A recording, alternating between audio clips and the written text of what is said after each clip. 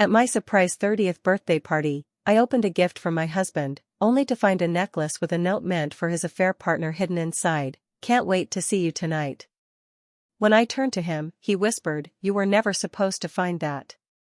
I quietly read the note aloud over the microphone, and left him stuttering in front of everyone. I didn't ask for a 30th birthday party. In fact, I told Sean I didn't want one.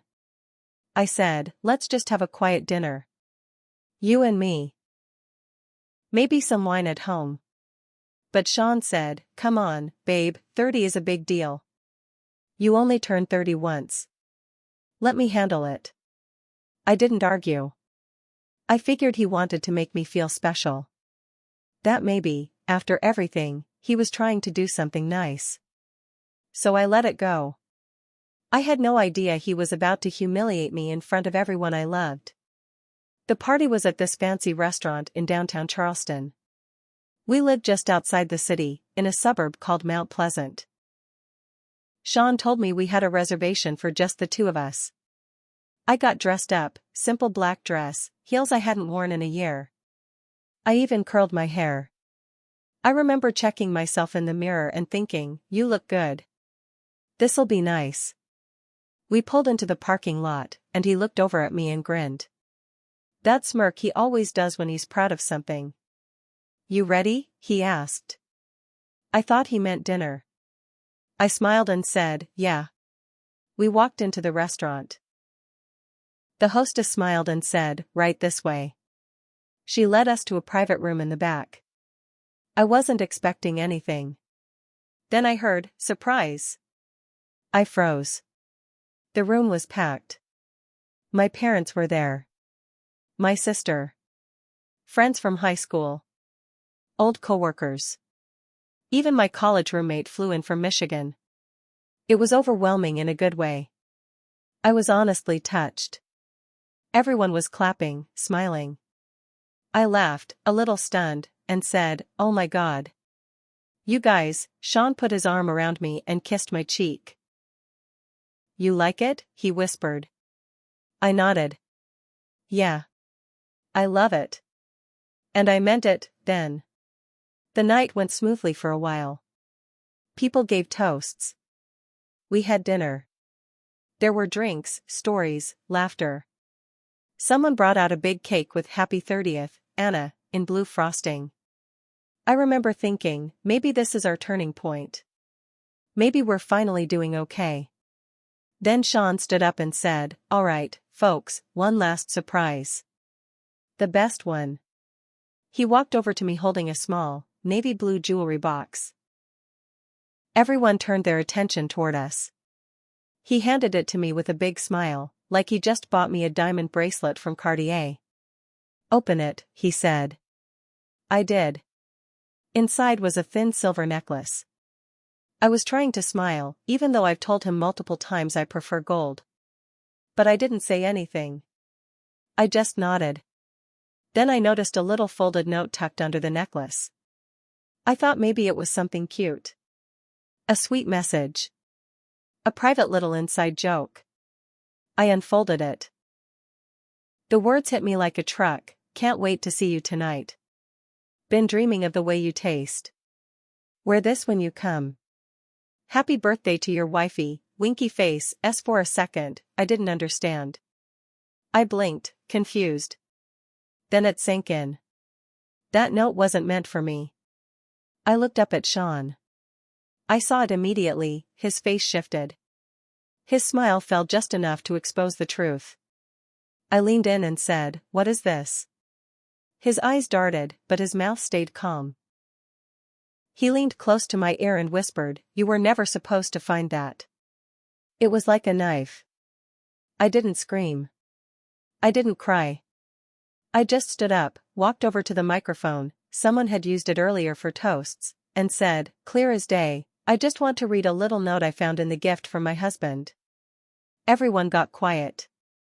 I held up the paper and read every word, loud and slow. Can't wait to see you tonight. Been dreaming of the way you taste. Wear this when you come. Happy birthday to your wifey, winky face. I looked at Sean. He was frozen. pale. Mouth half open. I walked over, handed him the necklace, and said, "You can give it to the right woman next time." Then I walked out. Dead silence followed me. Not one person stopped me. Not even him. I stayed at my sister's place that night. She poured me wine. I told her everything I could. She listened, stunned, and said, "We'll destroy him." I didn't sleep. My phone wouldn't stop buzzing. Sean texted.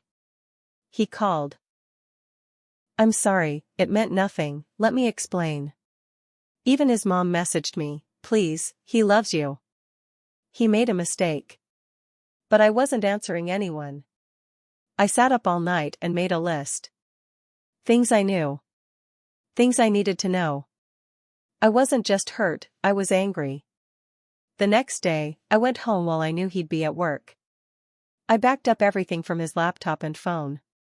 He wasn't careful. He used the same password for everything.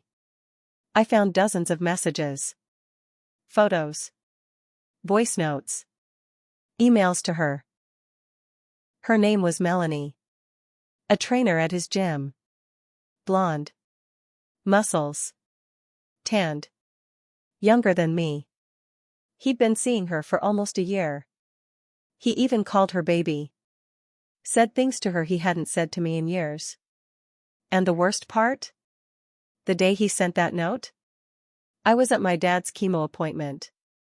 Sean had told me he couldn't come because of work. While I sat holding my dad's hand, Sean was sleeping with her. That's when the pain turned into rage. I wasn't going to yell. I wasn't going to throw his clothes on the lawn. I was going to ruin him slowly. I started by talking to my lawyer. We didn't have kids, but we had shared assets, our house, his investment portfolio, and a joint business account we used for a side hustle. Sean always made me feel like he handled the money because he was better at it. Turned out, I was better at keeping receipts. I documented everything. I started redirecting payments. I moved money to separate accounts. I waited. Sean still thought I was thinking things over. I let him believe it. I told him, "I'm just hurt. I need space. But maybe we can work it out." Meanwhile, I printed every message I could. Emails. Texts. Screenshots. Then I sent Melanie a message. "Meet me. No drama. Just want to talk." She agreed. We met at a coffee shop. She showed up confident, like she expected me to yell or throw something. She had on her tight leggings and fake lashes. I sat down and slid a folder across the table. "What's this?" she asked. "Messages. From him. To me. To you. Pictures. The day he told me he was working? He was with you." She looked through the papers. Her hands started to shake. "I'm not here to fight," I said. "I'm just letting you know, this is who he is. And you're not the first." She didn't say anything. Just stood up and left. She looked scared. I don't think she expected me to be calm. But I wasn't done. The day after I met Melanie, she blocked Sean. I know because he tried to call her from our house phone while I was in the other room. He didn't know I could hear him. "Mel? It's me. Why are you acting like this? Just talk to me. Please." He hung up, slammed the phone down, and stormed into the kitchen. I acted like I was just making tea. "You okay?" I asked, without looking at him. He looked at me for a second, confused. "Yeah. Work stuff. Liar." That night, he cried. Real tears. Said he was scared to lose me. Said he messed up. That he was so stupid. I didn't say much. Just nodded. I wanted him to believe he still had a chance. That way, he wouldn't see it coming. But Melanie wasn't the only one he'd been messing with. After digging through his cloud backups, I found messages to another woman. Her name was Gina. Married. They met through some business networking thing. It had been going on for a few months. I stared at the messages, stunned. He was playing both of us, and Melanie too. He wasn't sorry. He was just sorry he got caught. I started gathering info on Gina. Found her husband on LinkedIn. Turns out, he worked in law enforcement in Somerville. Something clicked in my head. I sent him everything. No note. No explanation. Just screenshots, timestamps, and photos. 3 days later, Gina's husband filed for divorce. Gina quit the networking group. Sean got a message from her that said, "You ruined my life." He came into the living room, holding his phone like it was a dead animal. "Did you do this?" he asked. I looked up from my book. "Do what?" He stared at me like he didn't know who I was anymore. Good. He was starting to get it.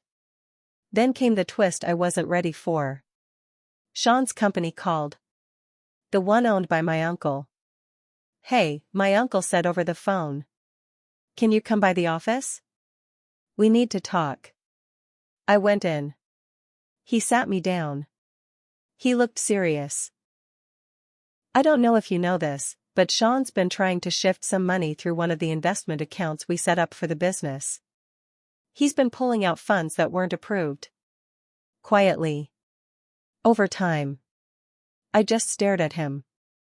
"Do you think he's doing anything illegal?" he asked. I nodded slowly. "I think he's been doing a lot behind my back." That was enough for my uncle. He started a full internal audit. Sean was pulled from any financial dealings. His email got locked. They froze his access to the accounts. Sean lost it. Threw his phone at the wall.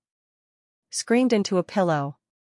He kept pacing the kitchen, muttering to himself. I stood there, calm. "You okay?" I asked. He stared at me, sweat on his face.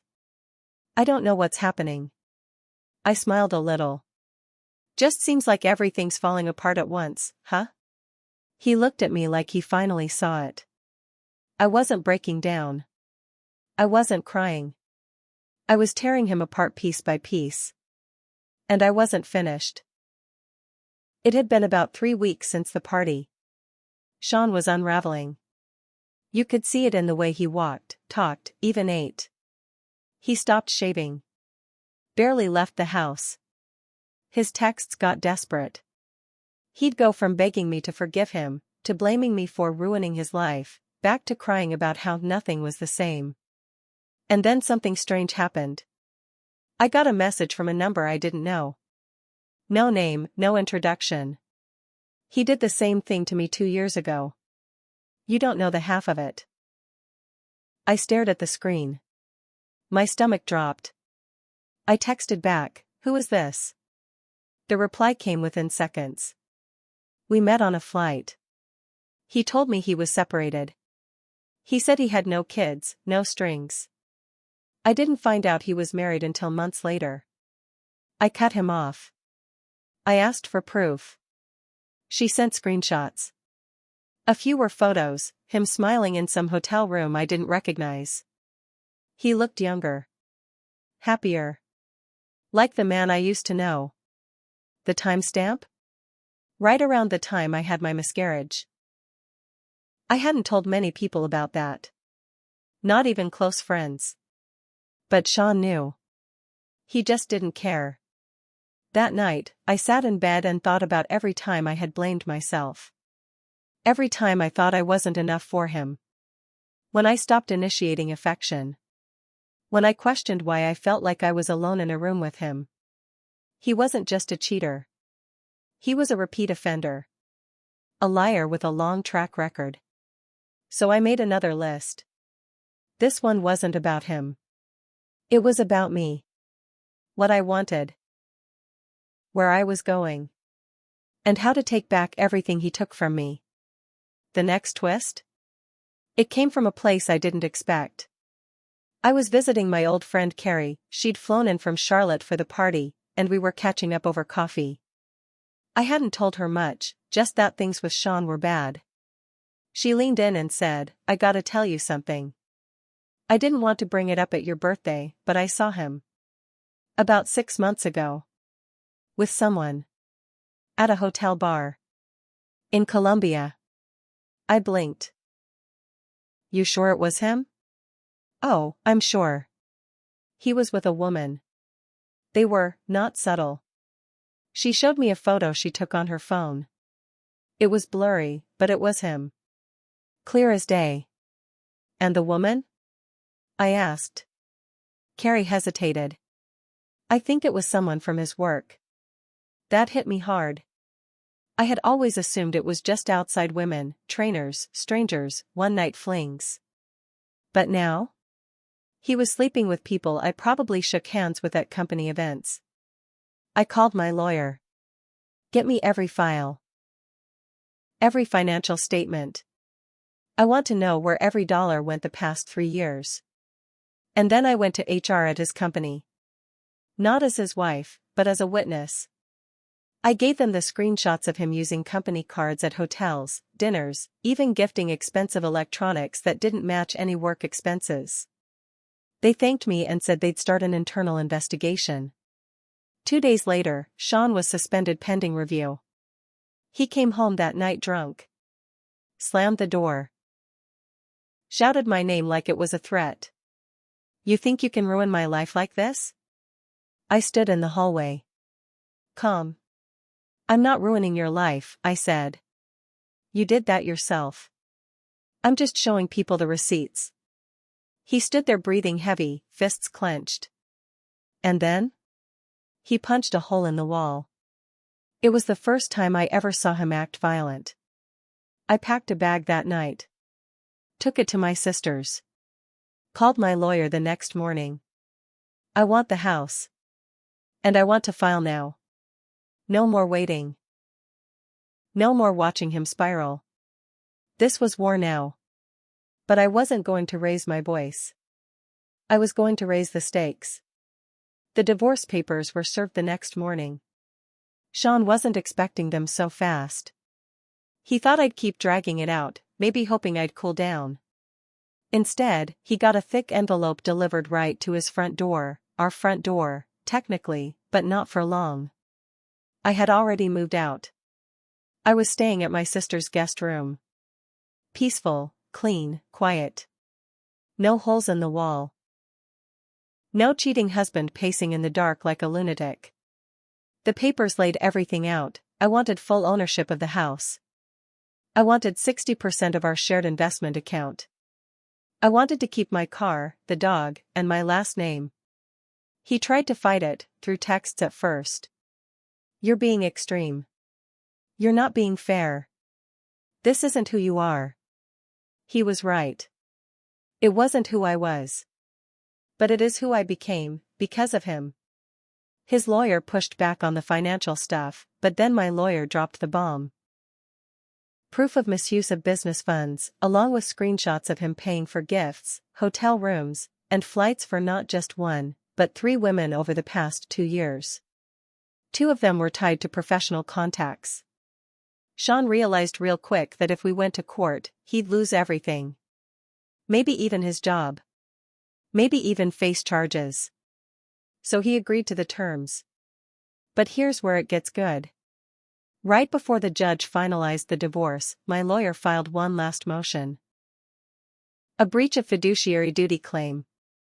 Basically, since Sean had used our joint finances for personal affairs behind my back, I had legal grounds to request reimbursement for every cent he spent on those women, on top of my share of the assets. The receipts spoke for themselves. Almost $74,000. His face in court turned ghost white. The judge approved it. And just like that, he owed me everything he thought he could hide. Now, remember the internal audit at his company? Turns out, Melanie wasn't just his affair partner. She was also listed as a vendor. He paid her consulting fees through a shell invoice system, one he thought was clever. It wasn't. When the company's audit was done, Sean was officially fired. No severance. No benefits. And worse? My uncle blacklisted him across the industry. He'd never work in that sector again. His reputation was dead. He tried to start over as a freelance consultant. But when he tried to build a website, someone, not saying who, bought every domain with his name in it and redirected them to a PDF of the court documents showing his affairs and financial misconduct. Petty? Maybe. But effective? Absolutely. As for Melanie? She tried to reach out to me again. Apologized.